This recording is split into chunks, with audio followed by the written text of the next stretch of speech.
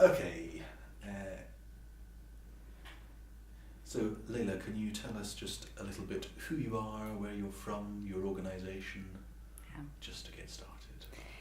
So, my name is Leila, I'm coming from Croatia. I'm an executive director of Volunteer Center Osijek, which is a network, a member organization of the Euclid network. So, and I'm very active in the civil society for the past 20 years. Active in building the whole infrastructure for the civil society development, and especially on the issue of volunteer development, building our national network for the volunteer development, and also active on the European level on that issue. Great, and you're obviously active on the European level because you've got involved in this EU3 Leader project. So how did you get into this as an EU3 Leader fellow? Yeah, well, one of the organizations that is involved in the project is our long years partner organization. It's Smart Association from Rijeka. So I have been invited from my colleagues to somehow present the example of me being active for so many years, and somehow if I can provide this project with some of my experiences, successes and failures, of course, whatever comes with it. Very nice, thank you. Do you want to try just the beginning bit again with the Leila thing? Yes, yeah, the network thing. So, Leila, how did you? No, hang on, that's not it. See, now I'm doing. Who are you, Leila, and how did you? And what is your organisation, and where are you from? Okay, my name is Leila. I'm coming from Croatia. And I'm an executive director of the Volunteer Center Osijek, which acts as a regional volunteer center in eastern part of Croatia. And my organization also recently joined Euclid Network, and we are happy for that. And it gives us then the opportunity also to have a broader perspective and contacts in EU and with the fellow organizations. Would that be enough? That was perfect. Okay. Okay, let's go into the EU3 Leader framework and the self-assessment tool. If I do a question first about the overall framework, and then we do, and the self-assessment tool. Let's see where we get to with that. So you've seen this. Framework of competences from the EU3 Leader project. How do you think that will be useful for you in your organisation, and do you think it contains the right kind of competences for your sector in Croatia and for your type of organisation? Yeah. Well, talking about the framework that is consisted with different skills, attitudes, and knowledge that leadership would require, good leadership would require, I'd like to say that I am very happy that we are somehow tackling the whole issue, because I feel it's been neglected. Not just in civil sector, I feel it's neglected in overall public life, in politics as well. But if I talk about the third sector, in Croatia especially, we've neglected the term. We don't talk about leadership. We don't even use that term very often. And I'm glad we are starting to talk about it with very important content, what leadership is, and then talking about specific skills, attitudes, and all other things that come with the good leadership. So I think this framework will allow us to talk about some specific things and how it reflects on our organization, of what good leadership can bring to the organization, what the benefits of good leadership can be, and also to assess where we are. And could you say something about why do you think leadership as a concept and a practice has been neglected in Croatia? Croatia or more widely? Do you want to add a little bit on that? Because I think that could be interesting. Well, probably a variety of reasons. First of all, I don't think we have it in culture. Even when we translate the term, it doesn't sound good as leadership in English. We cannot translate it. We can with one term, but it doesn't sound like full as it is when you say it in English. Like you provide a leadership, sort of a guidance with the values and the attitudes and the scope of skills and knowledge that one person has. So we would have to spend a lot of words to explain that. That's maybe one of the barriers we have. Also, because of the history, I think leaders have perceived as authoritarian leaders. So we have a little bit of hesitation toward it, I guess. And the third reason may be that the image of civil sector and the way people who are in civil sector perceive civil sector behavior, we don't have leaders. We don't need leaders. We are all team workers. Decision making is joint decision making, and that's our value, which I think it is. But what it happens in reality, we do have leaders, but we don't talk about it.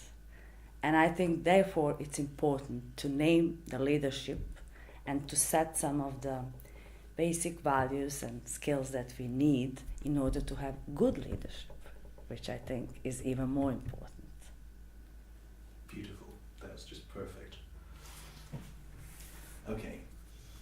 I'm doing this and then I'm thinking like, okay, right, so we show that video because it's all potentially, it will end up in a knowledge centre or an online platform, and maybe even if we can do the work, it might end up as part of a course to introduce a U3 leader and online, a MOOC or something or other.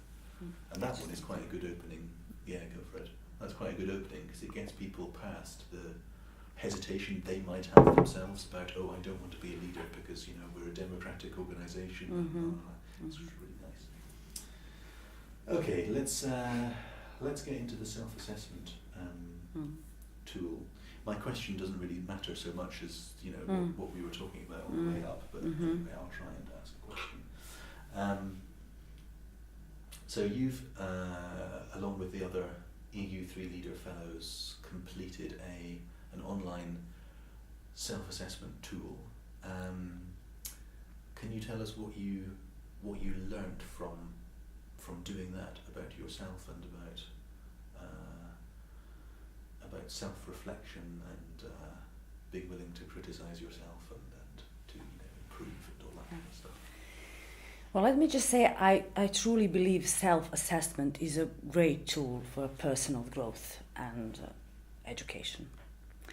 I think it's going through this questionnaire, you get the opportunity to have a mirror for yourself in your private space and to see yourself and check where do you stand regarding some of these statements or some of these behaviors that are within this framework of good leadership. So I think self-assessment is a really irreplaceable tool for me as a personal reflection. It's not a realistic tool, and it shouldn't be. It is a tool that helps us personally see where do we stand and what do we need in order to be better or improve or whatever we want to go or wherever we want to go. And I think that's very important. And going through this questionnaire for me helped me to somehow pin up some of the important issues for me in order to be more competent leader for the future. Of course, it's always good to reflect on what you have learned also with the people you work with, and then you get more objective reflection from them. I think also what self-assessment is good for, it's not criticizing. You don't criticize yourself, I guess, through that process. You just somehow in your privacy get to reflect on where you are. Okay, I think that's all right.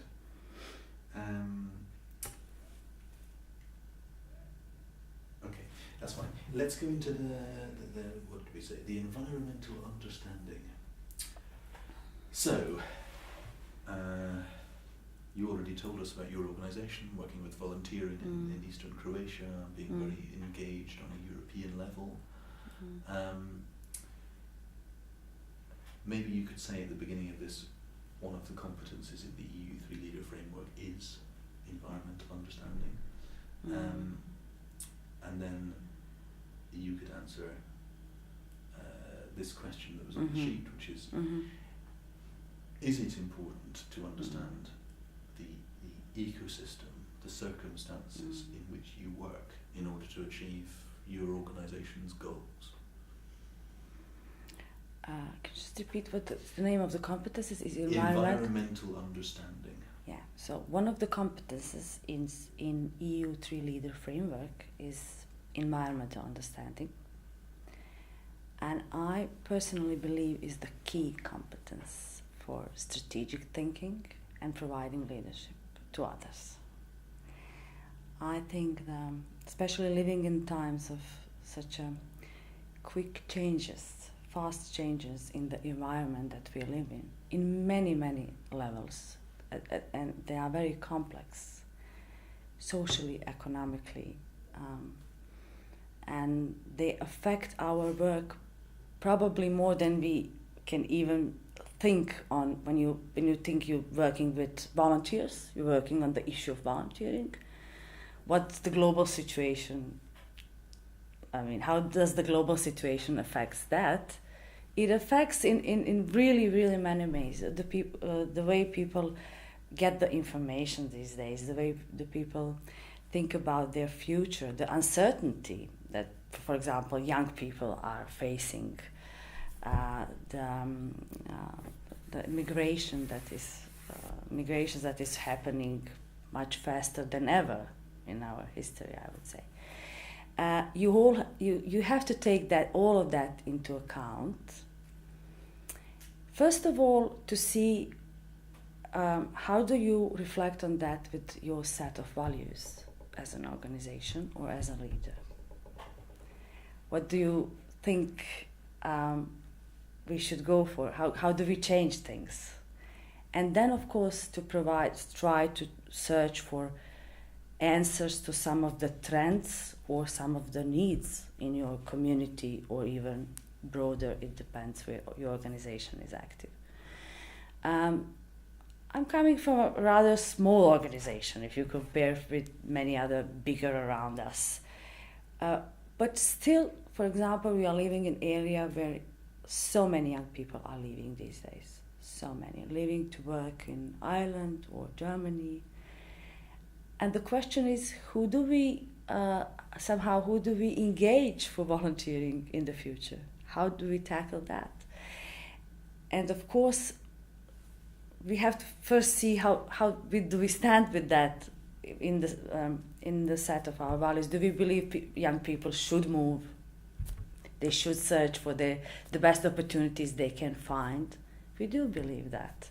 But we also believe that the ones who stay should be active and try to contribute to the best quality of life that we can have at the moment. So I think having the big picture is really important in what we do, especially in the issue of values. I think they are very important. Nice. Now, that answer about values and the changing environment and the speed of change is going to lead me into a question which is maybe a bit difficult. Are there changes in the external environment which could lead a third sector organisation to change, adapt, evolve its own values in light of changes in society?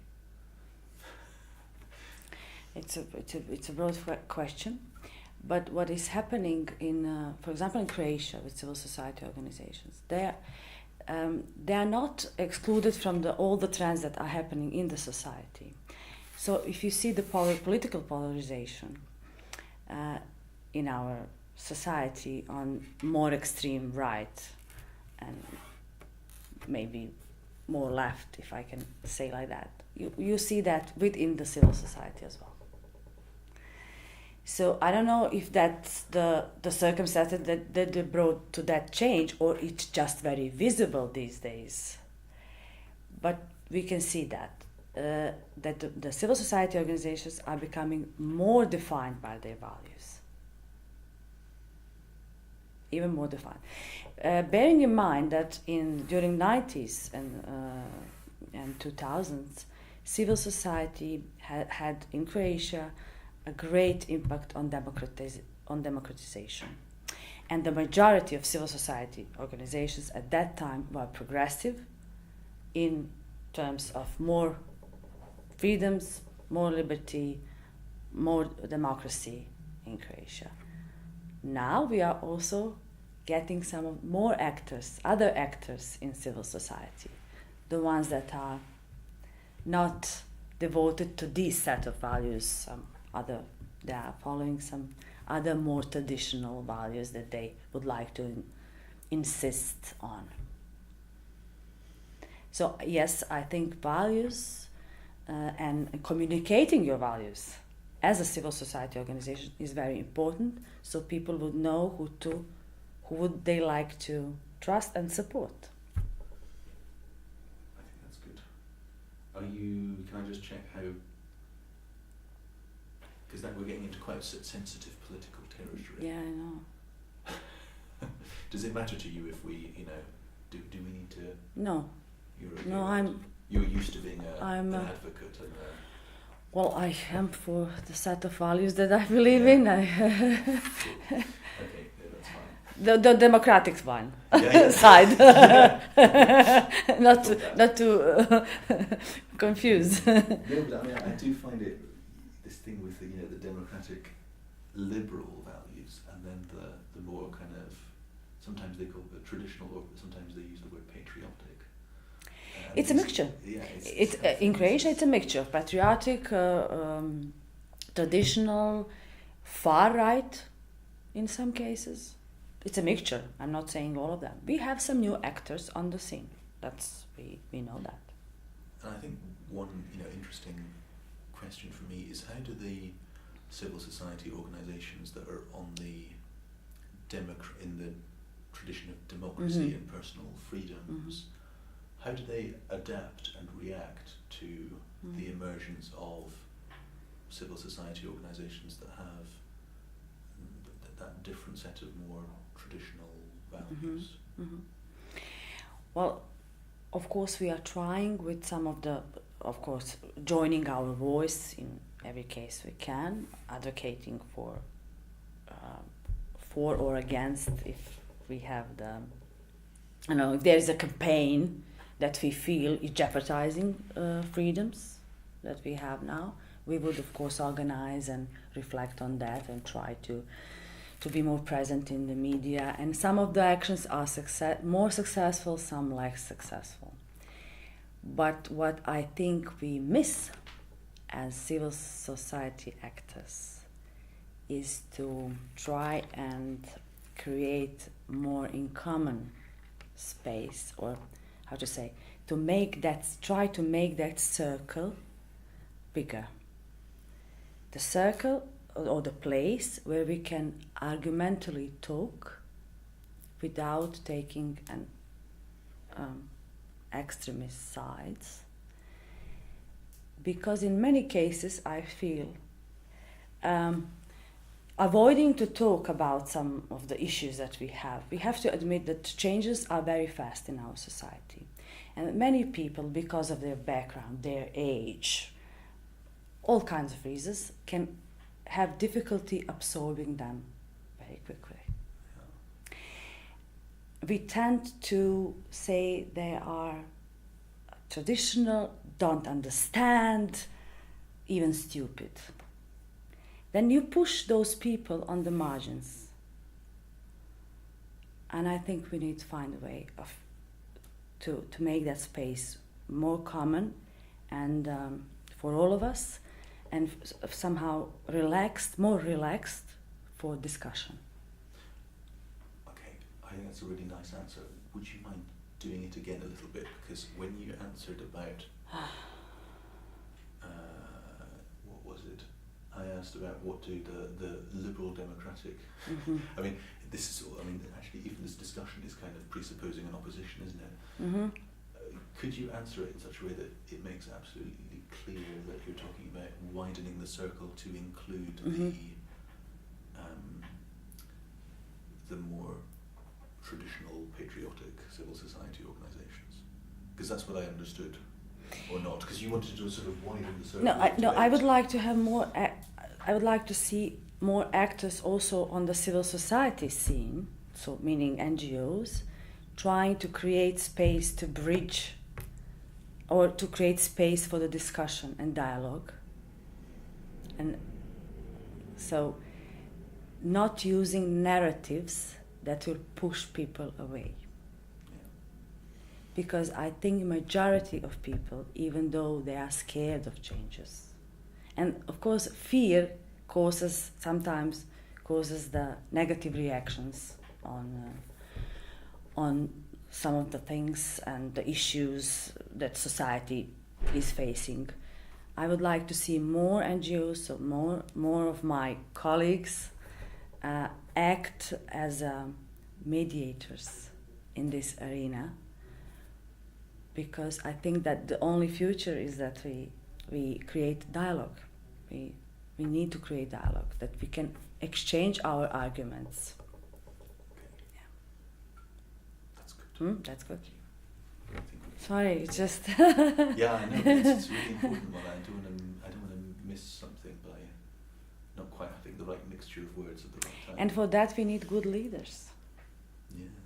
Yeah. There you go. For that, yeah. Okay, that was really good. I think that's the way you said things is a really nice motivation actually to for other people to think, to be reflective and to think about, and just fill in the EU3 leader tool, do a course or something. It's actually, you're doing some good marketing for us. Good. If I could help. Good. Okay. Thank It's you. of course not easy in English to sort No, all of my obviously. thoughts, and I have a lot of them. So. Yeah. No, I'm very impressed that